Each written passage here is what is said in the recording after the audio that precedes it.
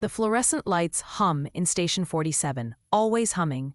A low electric drone that never stops, never changes, just exists in the background like static in the brain. Charlotte Hayes wipes down the rig's interior bench for the third time this shift. Her movements are methodical, precise. The rag moves in straight lines, overlapping slightly with each pass. No wasted motion, no hesitation. Around her, the station pulses with the usual noise. Laughter echoes from the break room, where someone's telling a story about a drunk patient who tried to fight a street sign. Radios crackle intermittently with dispatch codes. Boots scuff against worn linoleum. Coffee brews in the corner, the smell sharp and bitter. Charlie exists in the center of it all, invisible.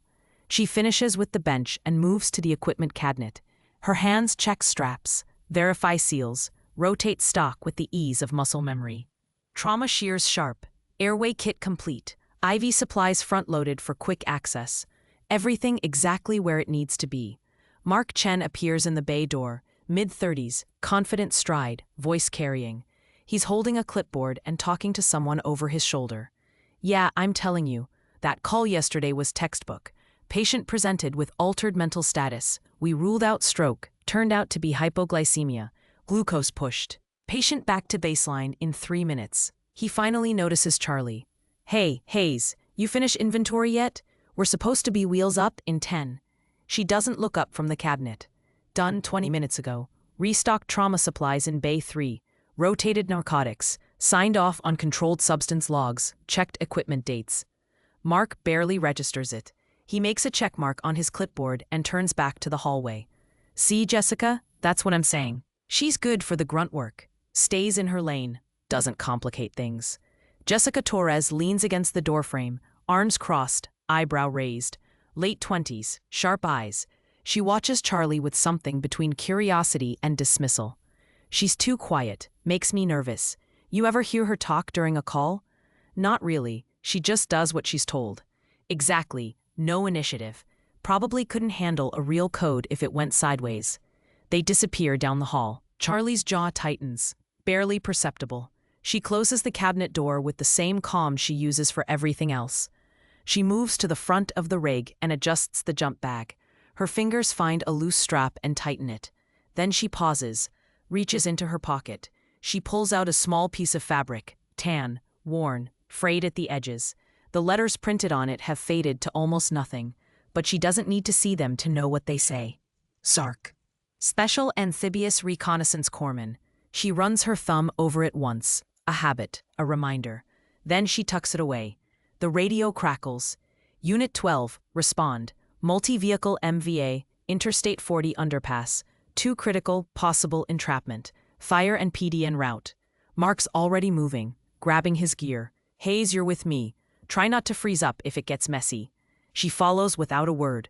The rig rolls out into midday traffic, lights flashing, siren cutting through the noise of the city. Mark drives. Charlie sits in the passenger seat, silent, watching the streets blur past. Her mind is calm, focused, running through protocols she learned a lifetime ago, in a place most people here couldn't imagine. The underpass comes into view, smoke rising, metal twisted. A sedan crushed beneath the weight of an overturned delivery truck. Shattered glass catching sunlight, like scattered diamonds.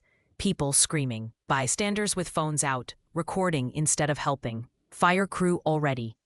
Die working the jaws of life on the sedan's driver's side door. Mark steps out, surveys the scene, hesitates. "Jesus, driver's pinned. We wait for extraction." Charlie's already moving past him. Her eyes sweep the scene in 2 seconds. The sedan driver is motionless, head angled wrong, no chest rise. But the truck driver, slumped against the guardrail 15 feet away, hand pressed to his chest, skin pale and slick with sweat.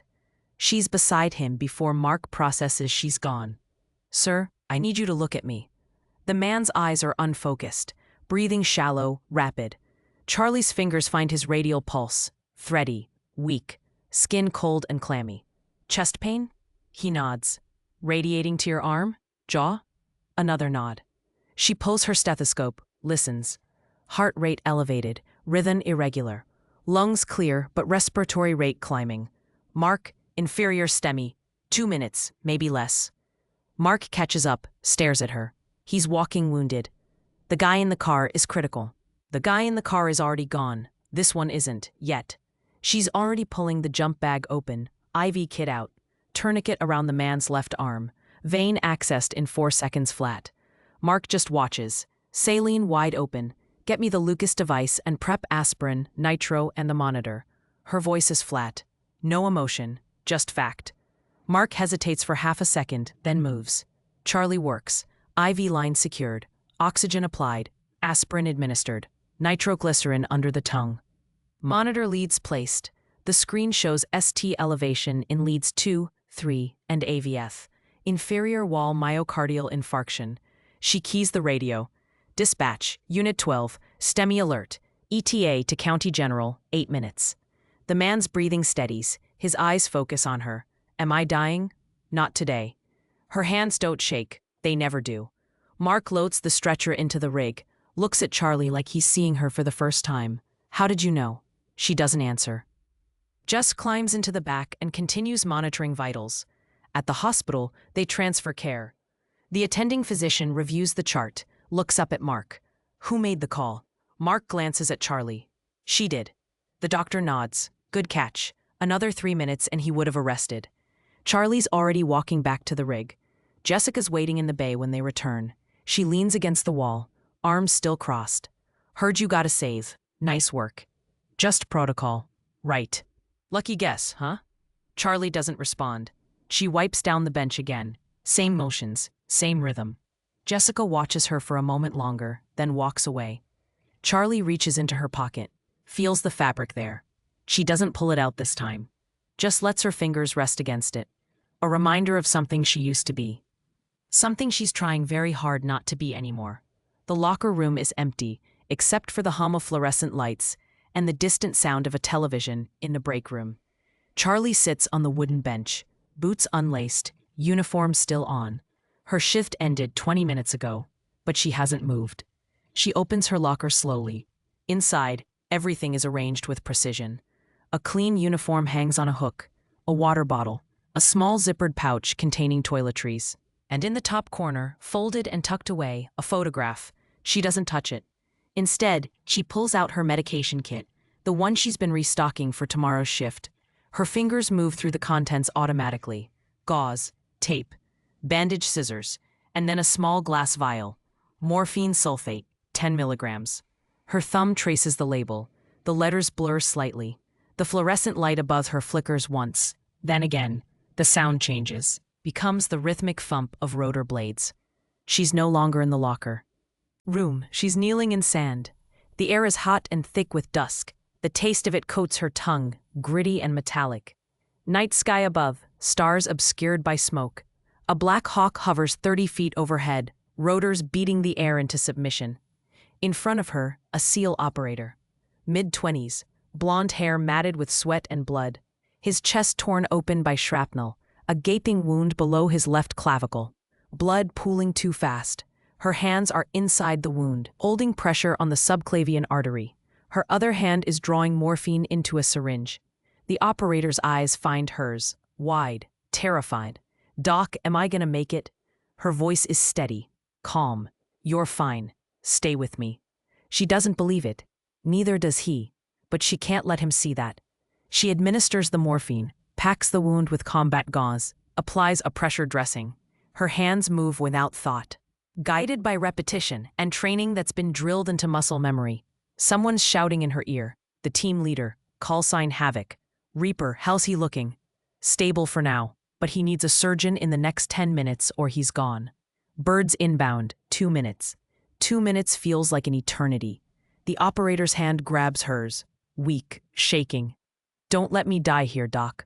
I won't. The light flickers again. She's back in the locker room. The vial of morphine still in her hand. Her breathing is measured, controlled. But her left hand twitches once, a tremor she can't suppress. She sets the vial down carefully, closes the medication kit, closes her eyes for 3 seconds.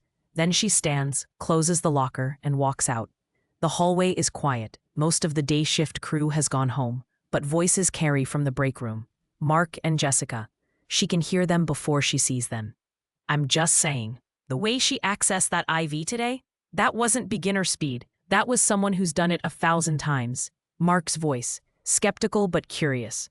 Maybe she worked in a busy trauma center before this. County General or something. Jessica again. Maybe.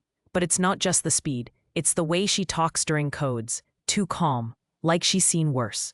Everyone processes stress differently. It's not that. It's like she's operating on a different level. You saw her with that STEMI patient. She diagnosed it faster than I could have. Faster than you could have. A pause. She's competent. I'll give her that. But she doesn't speak up. Doesn't assert herself. Just does what she's told and disappears. Invisible Charlie. Jessica laughs. Not cruel, just matter of fact. Charlie walks past the doorway without looking in. Neither of them notices her. She pushes through the exit door into the parking lot. The late afternoon sun is low, casting long shadows across the asphalt. The air smells like gasoline and hot pavement. Her truck is parked in the far corner.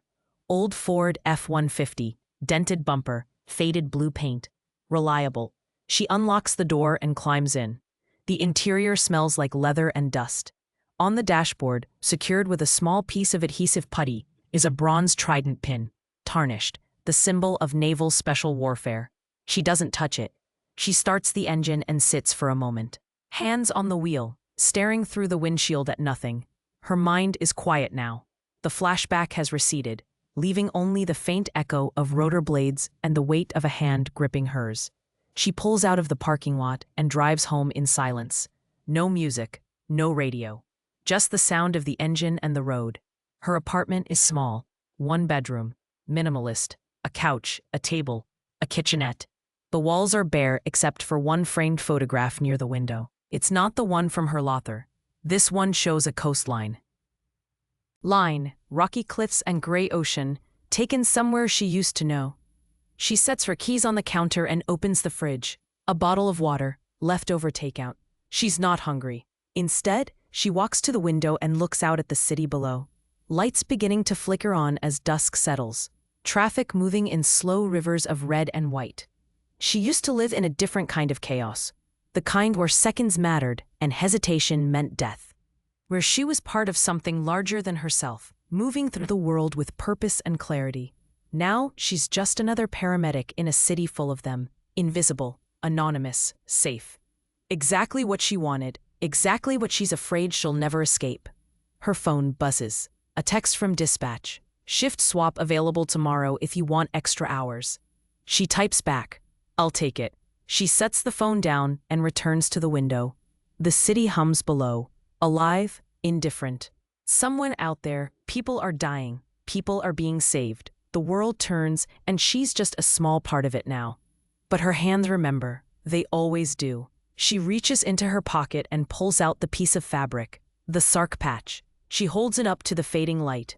The letters are almost gone, but she knows what they say.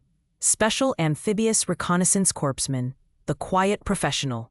The one who shows up when everything's gone to hell and keeps people breathing until help arrives. She used to wear that title with pride. Now it's just a reminder of what she left behind. She folds the patch carefully and tucks it back into her pocket. Tomorrow she'll go back to Station 47. She'll restock supplies and run calls and be invisible. And maybe that's enough. The night is dead quiet until it isn't. Charlie's reading a protocol manual in the break room. Alone, a cup of coffee going cold beside her. The clock on the wall reads 0317. Most of the station is asleep. The building has that particular stillness that comes in the hours before dawn. Then the radio shatters it. All units, mass casualty incident, Greyhound bus terminal, structural collapse, multiple critical. All available personnel respond immediately. Charlie's on her feet before the dispatcher finishes the second sentence. She's moving down the hallway. Pulling her jacket on, boots already laced. Mark stumbles out of the bunk room, eyes half open, hair disheveled. What's happening? Mass casualty, terminal collapse, let's go. They're in the rig 30 seconds later, lights already flashing, siren cutting through the empty pre-dawn streets. The terminal is chaos incarnate. Part of the roof has caved in, concrete slabs the size of cars lying in twisted heaps. Rebar jutting out like broken bones, dust still hanging in the air. illuminated by emergency floodlights that cast harsh shadows across everything. Screening, sirens converging from every direction, fire crews pulling debris, police establishing a perimeter, triage tags already being distributed, colors flashing in the lights, red, yellow, green, black. Charlie steps off the rig and her mind shifts into a different gear. The noise fades to background static. Her vision narrows, sharpens. She counts. 14 victims visible. 4 red tags. 3 blank. The rest yellow or green. She moves toward the nearest red tag. A woman, mid-40s, unconscious, lying half-buried under a section of ceiling tile. Chest moving, but barely. Respiratory rate shallowing fast. Jessica's already there, trying to get an airway. Her hands are shaking. The laryngoscope blade won't seat properly. She's missed the vocal cords twice. I can't see it. I can't get the tube. Charlie kneels beside her. Move. Jessica looks up, startled. What? Step back, now. Jessica hesitates. Then shifts aside. Charlie takes the laryngoscope, visualizes in 3 seconds. Tube placed in 5. She attaches the bag mask and squeezes. The chest rises symmetrically. Bilateral breath sounds. She's stable. Tag her and move to the next. Jessica stares. How did you? Charlie's already gone. Across the triage zone, 2 paramedics are standing over a man in his 40s. He's impaled through the abdomen by a piece of metal rebar. The rod entering just below his ribcage and exiting through his lower back. He's conscious, pale, eyes wide with shock. The paramedics are frozen. We can't move him. If we pull that rod, he'll bleed out in seconds. We have to wait for a trauma surgeon. Charlie approaches. You're not pulling it. You're stabilizing it in place and transporting him with the rod intact. The first paramedic turns. That's not in the protocol. Protocol assumes ideal conditions. This isn't ideal. Get me a cervical collar, a backboard, and 4 rolls of Curlix, right now. Her voice cuts through the chaos like a scalpel. Calm, absolute. They move. Charlie kneels beside the man. She places a hand on his shoulder. You're going to feel some pressure. Don't move. You're doing great. She packs gauze around the entry and exit wounds, building layers to stabilize the rod. She uses rolled blankets to brace it on both sides, then secures everything with tape. She immobilizes his torso with the collar and straps. Lift on 3, slow and controlled. 1, 2, 3. They move him as a unit, smooth, deliberate. He's loaded into the rig in under 90 seconds. Mark watches from 10 feet away, speechless. The incident commander, Captain Brennan from the fire department, late 50s with gray hair and sharp eyes, strides over. Who are you? Paramedic Hayes, Unit 12. He looks her up and down. You just stabilized an impalement in under 3 minutes. Where'd you train? Standard EMS Academy. Brennan narrows his eyes. That wasn't standard. Before Charlie can respond, a firefighter shouts from across the scene. Captain, we've got a secondary collapse in the southeast corner. 2 trapped, 1 unconscious. Brennan turns. Hayes, you're with me. They move quickly through the debris field. The collapse section is unstable. Concrete slabs resting at precarious angles. 2 victims. 1 is screaming, leg pinned but alert. The other is silent, wedged beneath a massive slab, chest compressed, lit cyanotic. Brennan kneels. We need to lift this slab off him. If you lift it without preparing him first, he crashes. Crush syndrome. Potassium floods his system the second pressure releases. Cardiac arrest in under a minute. Brennan stares at her. So what do we do? Charlie's already pulling her jump bag open. We stabilize him first. Large bore IV access, sodium bicarb push, calcium chloride on standby. Then we lift. In that order. We don't have time. We don't have a choice. She's moving. IV in the left antecubital. Bicarb administered. Saline bolus wide open. She pulls out calcium chloride and holds it ready. On my count. Lift slowly. If I say stop, you stop immediately. 4 firefighters position themselves around the slab. 1, 2, 3. Lift. The slab rises inch by inch. The man gasps as pressure releases from his chest. His color starts to shift from blue to gray. Charlie watches the monitor she's clipped to his finger. Heart rate spikes. She pushes the calcium chloride. Keep lifting. Steady. The slab clears. They pull him free. Charlie intubates him in 15 seconds, secures the airway, ventilates. His oxygen saturation begins to climb. He's stable. Get him to County General now. The firefighters load him onto a stretcher. One of them looks back at her, confusion and respect mixing on his face. Brennan stands beside her, arms crossed. Who the hell trained you? Charlie doesn't answer. She's already scanning for the next patient. Hayes. She stops, turns. Brennan's face is serious. I'm putting your name in my report. That was trauma surgeon level care. Someone needs to know about this. That's not necessary. It is. He walks away before she can argue. The scene continues for another hour. Charlie moves through it like a ghost, assessing, stabilizing, directing. By the time the last patient is transported, the sun is beginning to rise, painting the wreckage in shades of orange and gold. Mark and Jessica stand near the rig, watching her as she approaches. Mark speaks first. That wasn't luck, Charlie.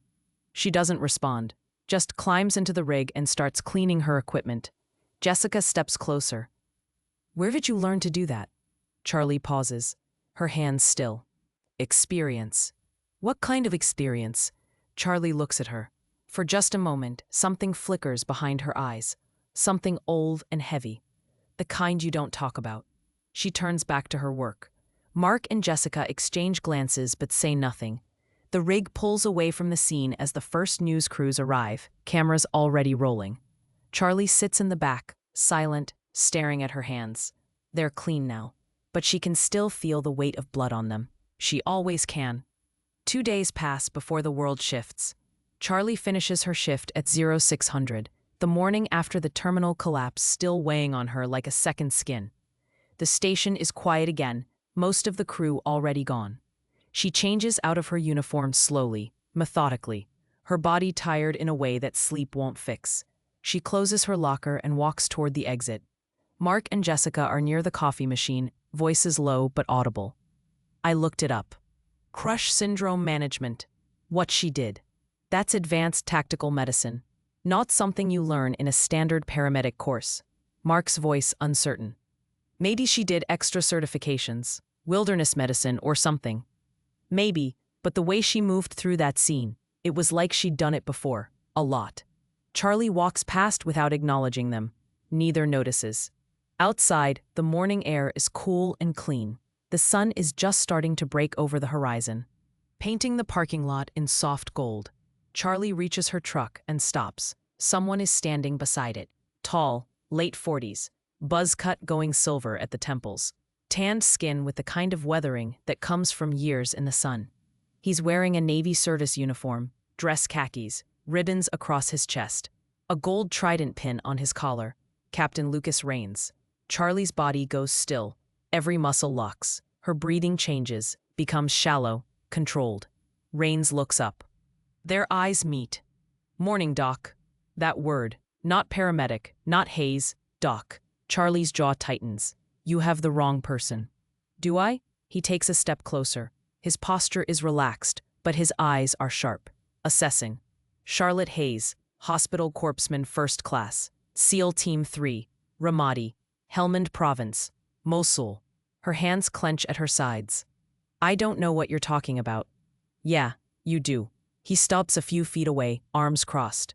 You saved my radioman in Helmand. Sucking chest wound, collapsed lung. You kept him breathing for 40 minutes until the bird arrived. Told him jokes the whole time. Something about a priest and a rabbi walking into a bar. Charlie's face is stone, but her left hand twitches.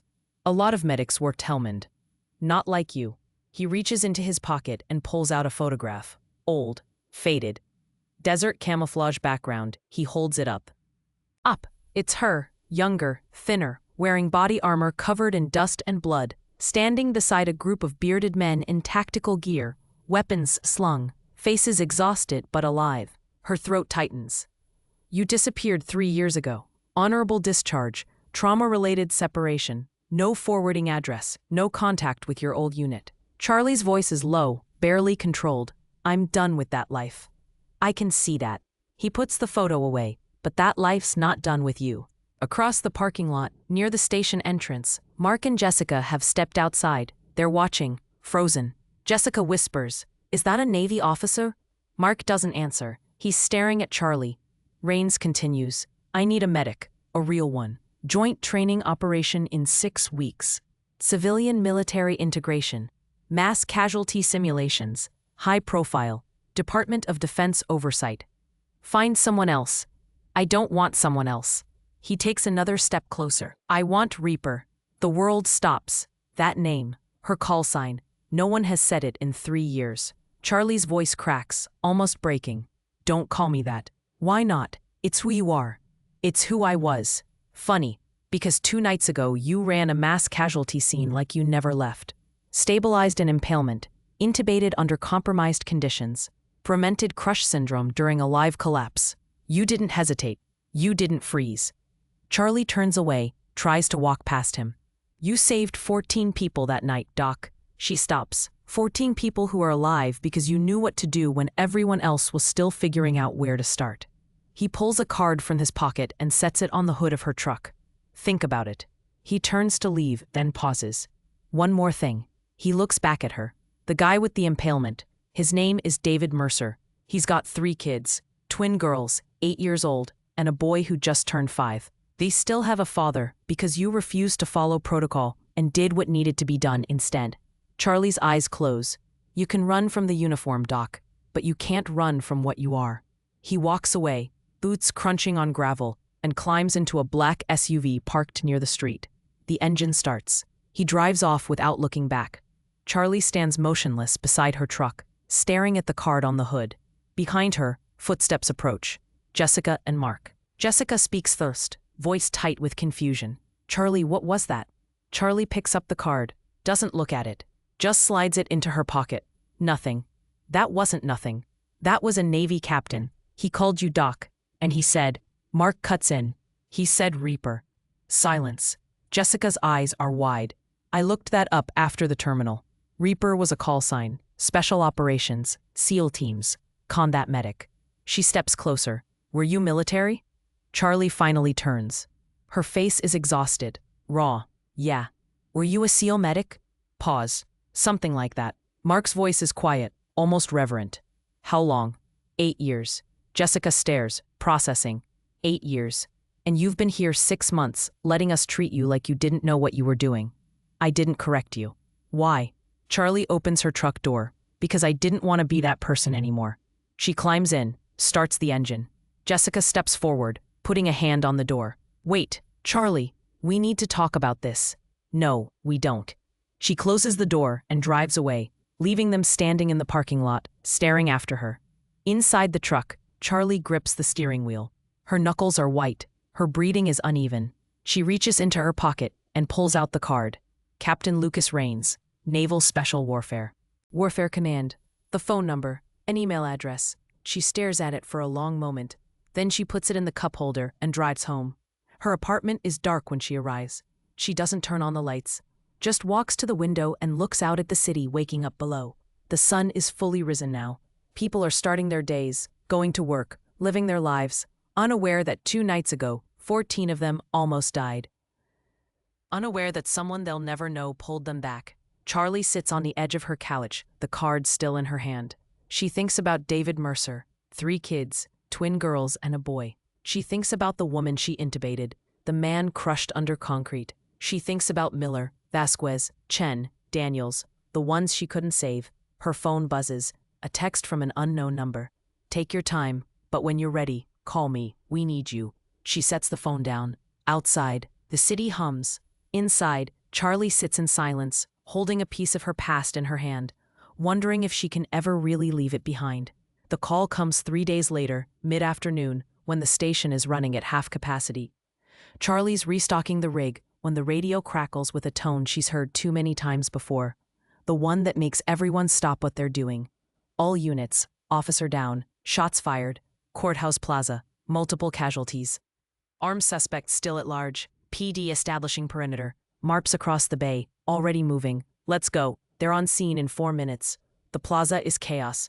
Police cars angled across the street, lights flashing. Officers crouched behind vehicles, weapons drawn. Civilians running, some screaming, others frozen in shock. 3 people are down on the courthouse steps, blood on concrete. Charlie and Mark move low, staying behind the line of police cars. An officer waves them forward. We've got 3 down, one's a cop. Scene's not fully secure, but the shooter's barricaded inside. You've got maybe 5 minutes.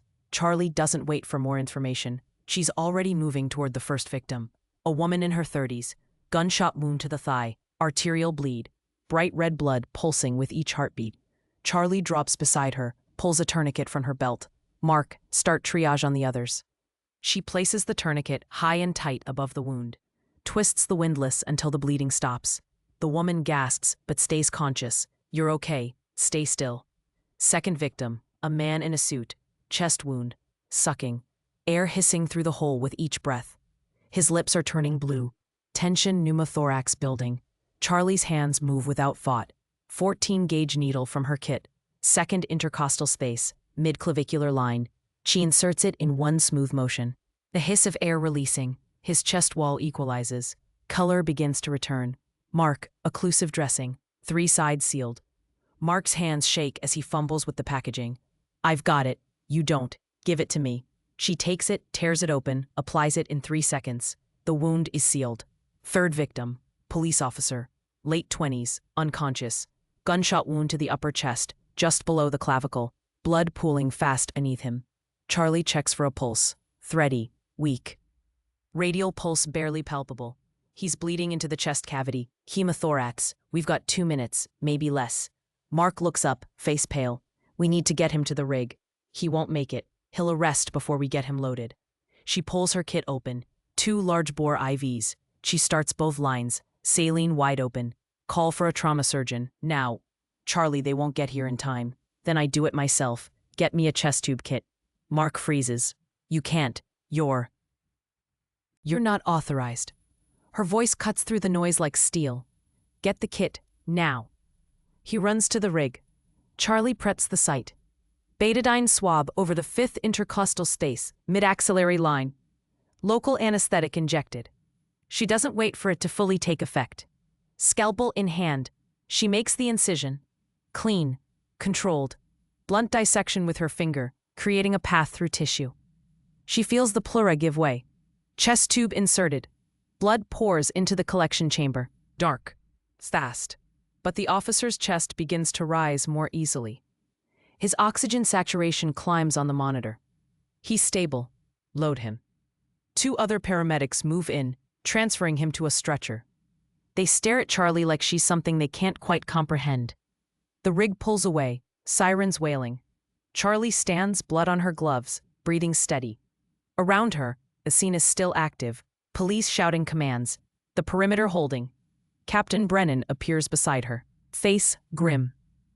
That officer, you just did a field thoracostomy. Yes. You're a paramedic. Yes. Where did you learn to do that? Charlie doesn't answer. She's pulling off her gloves, wiping her hands. Brennan's about to press further when a sound cuts through everything else. The deep rhythmic thump of rotor blades. Everyone looks up. A Black Hawk helicopter descends over the plaza, military markings visible on the side. It touches down in the adjacent parking lot. Rotors still spinning, kicking up dust and debris. The side door opens. Captain Rains steps out, followed by 2 other officers in service uniforms.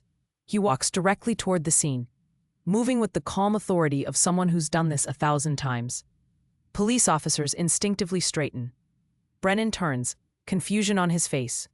Rains walks past them all, stops directly in front of Charlie. The entire plaza goes silent, except for the helicopter rotors winding down. Petty Officer Hayes. Charlie's spine straightens. Pure instinct. Muscle memory she can't suppress. Brennan steps forward. Captain, this is a civilian emergency scene. What's your business here? Rains doesn't look at him. His eyes stay locked on Charlie. I'm here for her. He finally turns to Brennan. Charlotte Hayes, Hospital Corpsman First Class, Naval Special Warfare Command, 8 years active duty, 16 combat deployments, Silver Star, 2 Bronze Stars with Valor, Navy Commendation Medal with Combat V. The air seems to leave the plaza. Mark and Jessica, standing 20 feet away, stare, mouths open. Rains continues, voice calm but carrying. She saved 19 lives in a single firefight. Mosul, 2019. She was the only medic for a SEAL platoon pinned down for 36 hours. She didn't sleep, didn't eat, just kept them breathing, kept them alive. He steps closer to Charlie. They called her Reaper because she pulled men back from death. Charlie's breathing is shallow, her hands are clenched at her sides. Rains turns back to Brennan. I'm requesting her participation in a joint civilian-military training operation. Voluntary. Compensated. 2 weeks. Under Department of Defense authority. Brennan looks between them, still processing. She's one of my paramedics.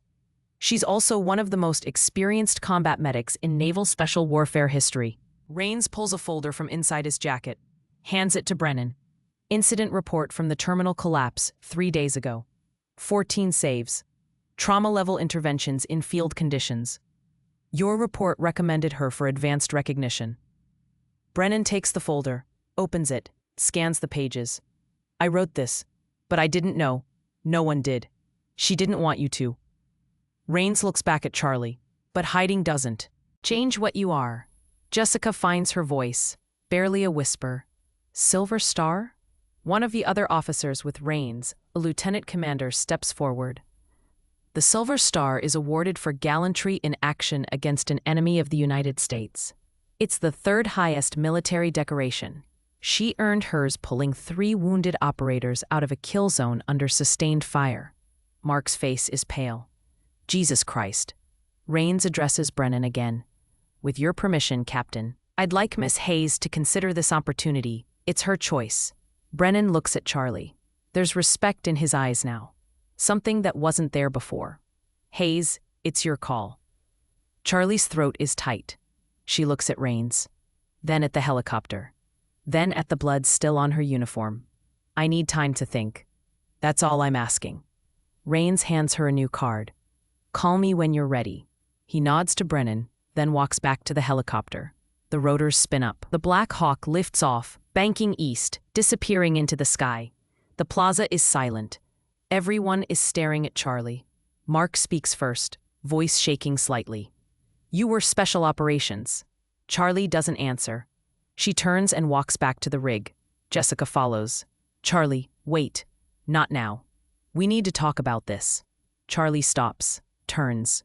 What do you want me to say? That I was someone else? That I did things most people can't imagine? That I watched people die and couldn't stop it?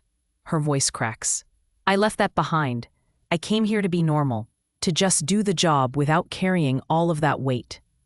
Jessica's eyes are wet. But you're still carrying it. Charlie looks at her for a long moment. Then she climbs into the rig and closes the door. 2 nights pass before Charlie makes the call. She sits at her kitchen table in the dark, the only light coming from the city outside her window. The card sits in front of her. Captain Lucas Rains, Naval Special Warfare Command. Beside it, the old photograph from her locker. Her and the team. Dust and blood and exhaustion etched into every face. She picks up her phone, stares at the screen. Her thumb hovers over the numbers. Then she dials. It rings twice. Rains. His voice is steady. Awake, like he's been waiting. It's Hayes. Silence for a moment. Then, I was hoping you'd call. I'll do it. 2 weeks. Then I'm done. That's all I need. She hesitates. One condition. Name it. No one calls me Reaper. A long pause. Understood.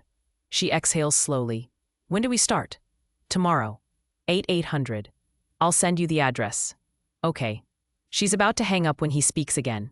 Charlie. She waits. Thank you. She ends the call, sets the phone down, looks at the photograph one more time. Then she places it back in the drawer and goes to pack. The Naval Air Station is an hour outside the city. Charlie arrives just before 800, driving through the main gate after showing her military ID, the one she hasn't used in 3 years. The guard looks at it, then at her, then waves her through. She parks near a series of low buildings marked Training Command. Rains is waiting outside, hands in his pockets, watching her approach. You came? I said I would. He nods toward the building.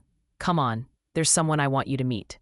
Inside, the hallway is institutional. Polished floors, fluorescent lights, framed photographs of naval aircraft and ships lining the walls. They enter a briefing room. A long table. Chairs.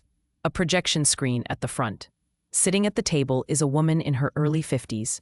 Short gray hair. Kind eyes. Civilian clothes. A folder open in front of her. Rain's gestures. Charlie, this is Dr. Ellen Vasquez. She's a psychologist contracted with Naval Special Warfare. She works with operators transitioning out of service. Charlie's body tenses. I didn't agree to therapy. You didn't, but I'm asking you to listen.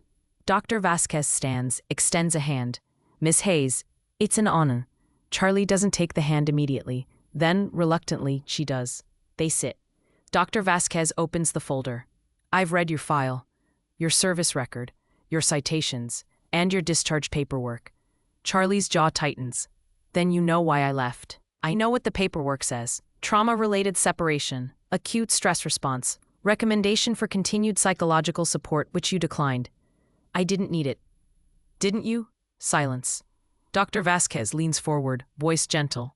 You saved 19 men in Mosul. 19. Under sustained fire, without resupply, for 36 hours. You performed amputations, thoracotomies, transfusions. You kept them alive when every statistical model says they should have died. Charlie's hands are flat on the table, pressed down hard. And I lost 4. Yes, you did. Dr. Vasquez pulls out 4 photographs, sets them on the table. Corporal Jackson Miller, Petty Officer Luis Vasquez, Sergeant Marcus Chen, Private First Class Ethan Daniels. Charlie's eyes close. Miller bled out from a femoral artery injury. You couldn't clamp it in time. Vasquez took shrapnel to the carotid. Airway was compromised, and you couldn't establish it under fire. Chen went into VFib. You shocked him 8 times. Daniel suffered traumatic amputation from an IED. You gave him everything you had. Charlie's voice is barely a whisper. He asked me if he was going to make it. He was 19 years old, and I lied to him. I told him yes. You gave him hope. In his last moments, you gave him peace. I gave him a lie. Dr. Vasquez's voice is firm now.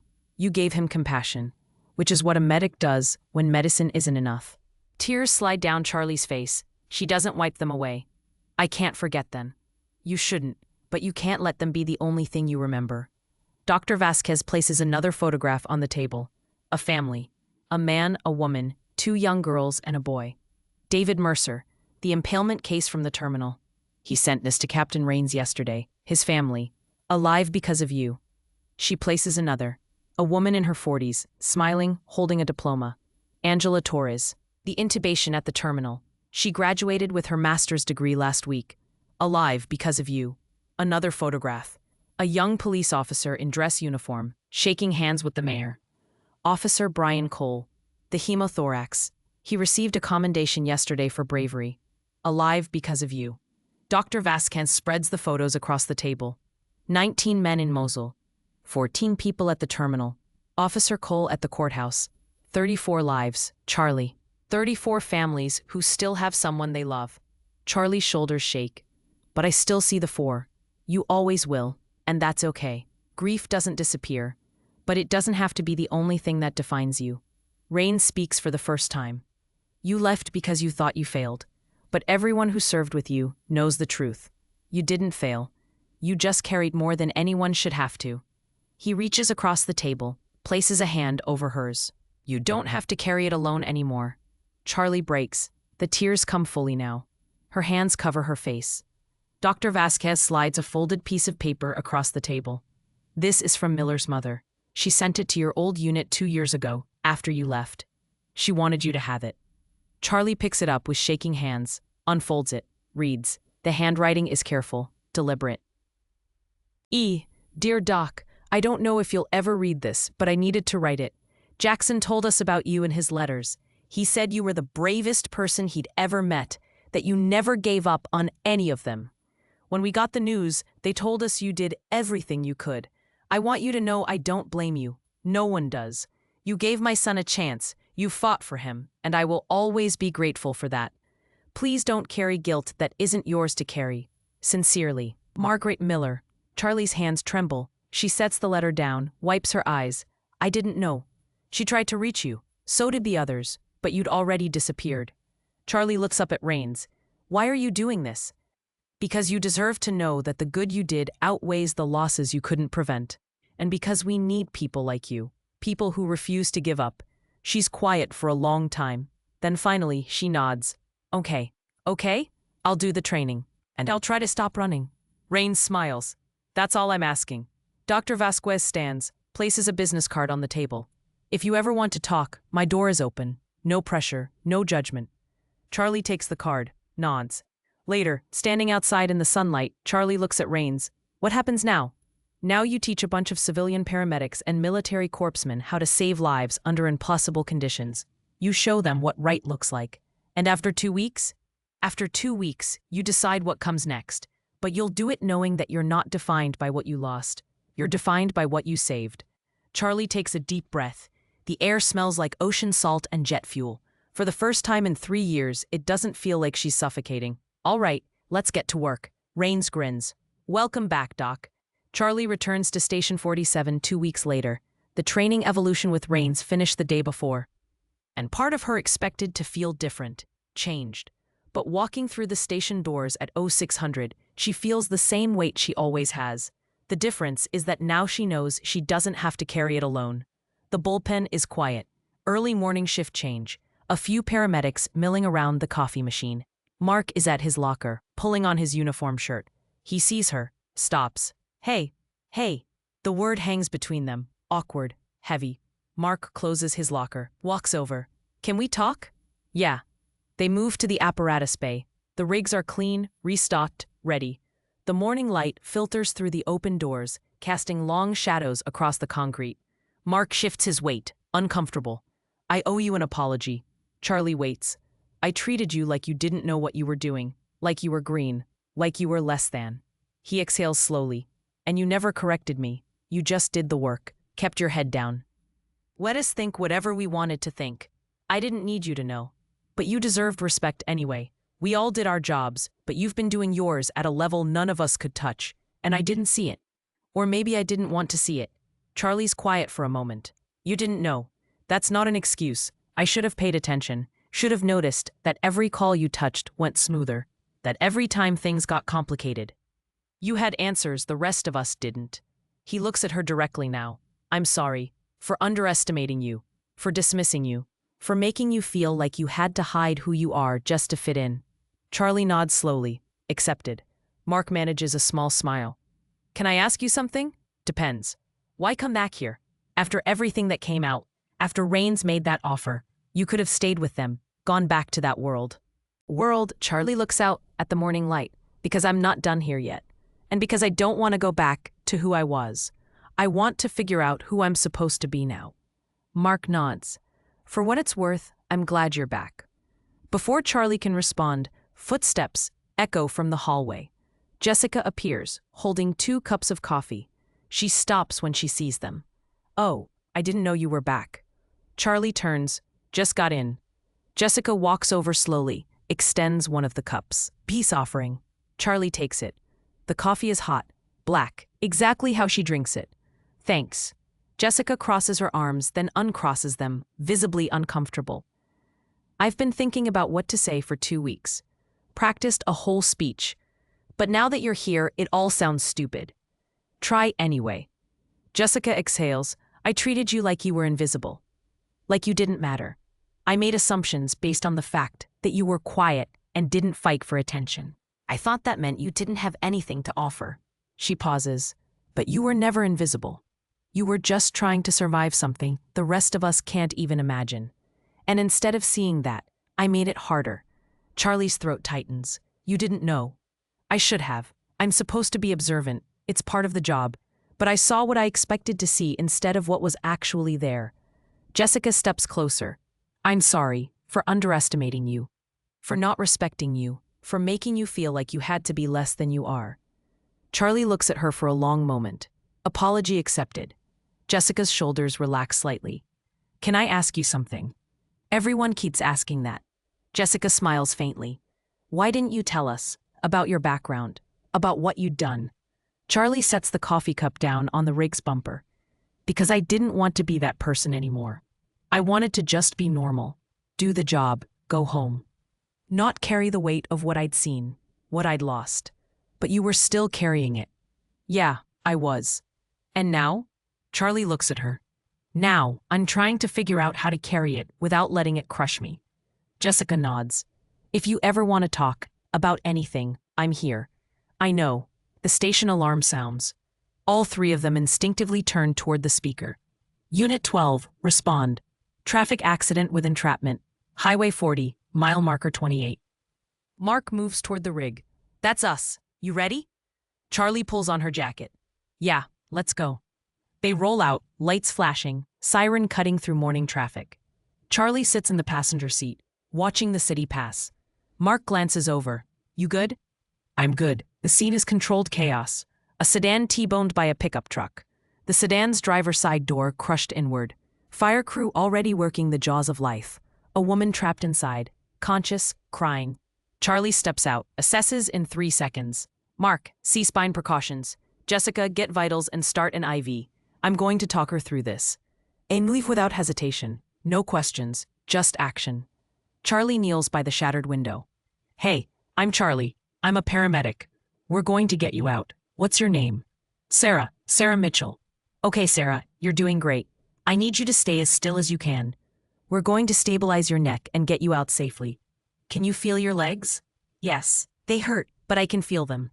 Good, that's very good. Keep talking to me. Tell me about yourself. Sarah's voice shakes. I have 2 kids. They're at school. I was just going to work. You're going to see them again, I promise. We're going to take care of you. The jaws of life screech as they pry the door open. Slowly, carefully. Charlie coordinates with the fire crew, guiding the extraction. C-collar applied, backboard positioned. Sarah is lifted out smoothly, transferred to the stretcher. Jessica has the IV in. Vitals stable. Mark looks at Charlie. Nice work. Team effort. They transport Sarah to County General. She holds Charlie's hand the entire way, squeezing tight. At the hospital, as they transfer care, Sarah looks up at Charlie. Thank you for keeping me calm.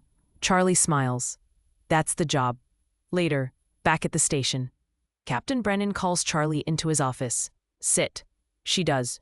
Brennan leans back in his chair, studying her. I got a call from Naval Special Warfare Command. Captain Rains spoke very highly of you. He's generous. He's not known for being generous. He's known for being accurate. Brennan opens a drawer, pulls out a folder. I'm creating a new position. Lead instructor for tactical and high-acuity medicine. You'll design the curriculum, train the trainers. Overhaul our protocols where necessary. Full authority. Charlie blinks. Sir, I'm not sure. It's not a request. It's an assignment. You're the most qualified person I've ever worked with. And this department needs what you have to offer. He extends a hand. Thank you for your service, both then and now. She shakes it. Later that afternoon, the day shift gathers in the break room. Someone ordered pizza. The mood is lighter than usual. Mark stands, clears his throat. Hey, we wanted to do something. Jessica steps forward, holding a folded shirt. We had this made. She hands it to Charlie.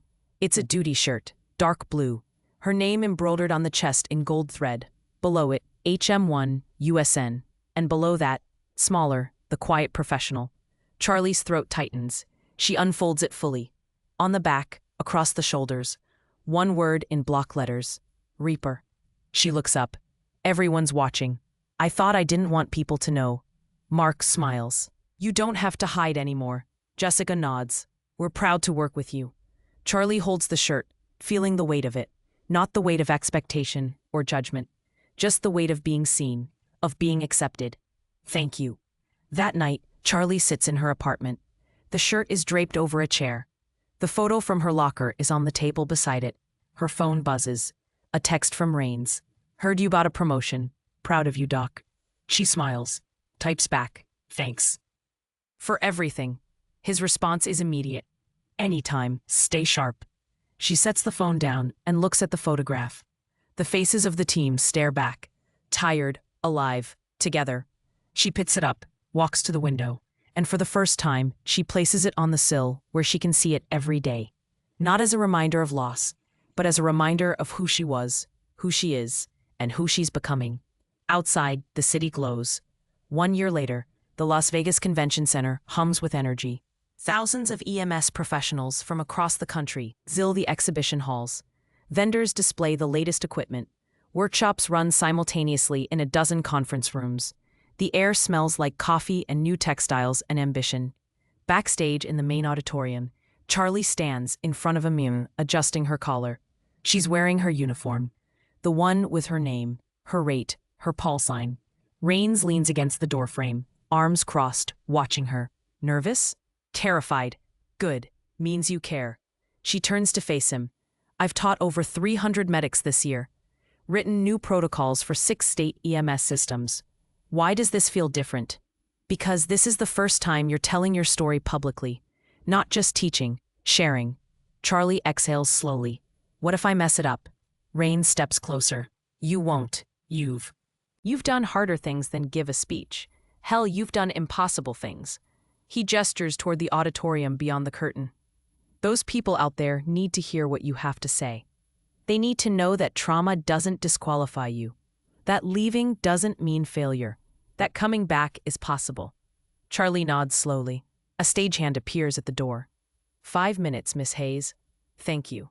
Rain squeezes her shoulder. You've got this, Doc. She smiles. Thanks for being here. Wouldn't miss it. The lights dim in the auditorium. A voice over the loudspeaker announces the keynote. Charlie walks to the wings, waiting. The moderator takes the stage. A woman in her 60s with silver hair and a commanding presence. Our final speaker today needs no introduction to many of you.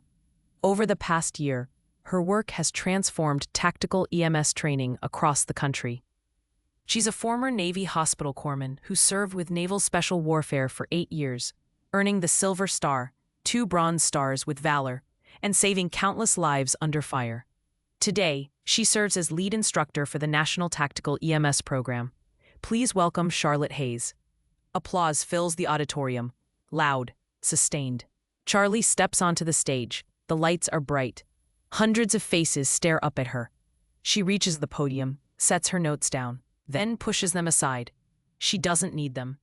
Most of you know me as Charlie Hayes. Some of you know me as Reaper. What you might not know is that for 3 years, I tried to bury that name. I tried to become invisible. Her voice is steady, strong. I thought leaving the military meant leaving that part of myself behind. I thought if I could just be quiet enough, small enough, normal enough, I could escape the weight of what I'd seen, what I'd lost. She pauses. I was wrong. The room is silent. You can't run from who you are, and you shouldn't have to. I learned that the hard way. She looks out at the crowd. I was a combat medic. I worked alongside some of the best warriors this country has ever produced. I saw them at their strongest and their most vulnerable. I held their hands when they were scared. I kept them breathing when their bodies wanted to quit. And sometimes, no matter what I did, I couldn't save them. Her voice tightens. What doesn't break? For a long time, I thought that made me a failure. I carried the names of the ones I lost like stones in my chest. Miller, Vasquez, Chen, Daniels. 4 men I couldn't bring home. She exhales. It took someone dragging me back into the light to realize that the ones I saved mattered just as much, maybe more. She clicks a remote. Images appear on the screen behind her. Faces, families, people smiling. 19 men in Mosul. 14 civilians at a bus terminal collapse. 1 police officer on courthouse steps. 34 lives. 34 families who still have someone they love because I refused to give up. Applause begins to build. But here's the thing. I'm not special. I'm not a hero. I'm just someone who showed up and did the work. Who learned the skills and applied them when it mattered. Who didn't quit when quitting would have been easier. She steps away from the podium. And that's what this job is. Whether you're on a battlefield or a city street or responding to a fender bender at 2 a.m, you show up. You do the work. You refuse to let death have the last word. Her voice rises slightly. If you've ever felt invisible, if you've ever been overlooked or underestimated, if you've ever wondered whether what you do matters, I'm here to tell you it does. Every single time you show up, you're making a choice. To fight, to care, to be the person standing between someone and the worst day of their life. She pauses. I tried to hide from that. I tried to pretend I didn't carry the weight of those choices. But you can't separate who you are from what you do. The losses shape you. The saves define you. And both are part of the same story. The screen changes. A photograph of Charlie in her old combat uniform, standing with her SEAL team. Then another of her in her EMS uniform, teaching a class. I'm both of these people. And I'm learning that's okay. That trauma doesn't erase competence. That leaving doesn't mean you failed. That you can honor the past without being trapped by it. She returns to the podium. So if you're struggling, if you're carrying weight you don't know how to put down, I want you to know you're not alone. Reach out. Ask for help. Let people see you. Because the strength isn't in carrying it by yourself. The strength is in admitting you don't have to. The applause is deafening now. People rising to their feet. Charlie's eyes sweep the crowd. She sees paramedics, EMTs, firefighters, flight medics, people who understand. Thank you for the work you do. Thank you for showing up. And thank you for reminding me why this job matters. She steps back from the podium. The auditorium erupts. Backstage, Rains is waiting. He's smiling. Hell of a speech, Doc. It felt weird. You'll get used to it. She laughs quietly. Outside the convention center, the Nevada sun is bright and hot. Charlie and Rains walk through the parking lot toward his rental car. What's next for you? He asks. Back to work. I've got a class of new instructors starting next month, and Captain Brennan wants me to consult on a multi-agency disaster response protocol. Sounds busy. It is, but it's good. Rains stops beside the car. You know, a year ago, you were ready to disappear completely. I know. What changed? Charlie looks at him. You didn't let me. He smiles. Glad I could help. They shake hands. He climbs into the car, starts the engine. Stay in touch, Doc. Always. He drives away.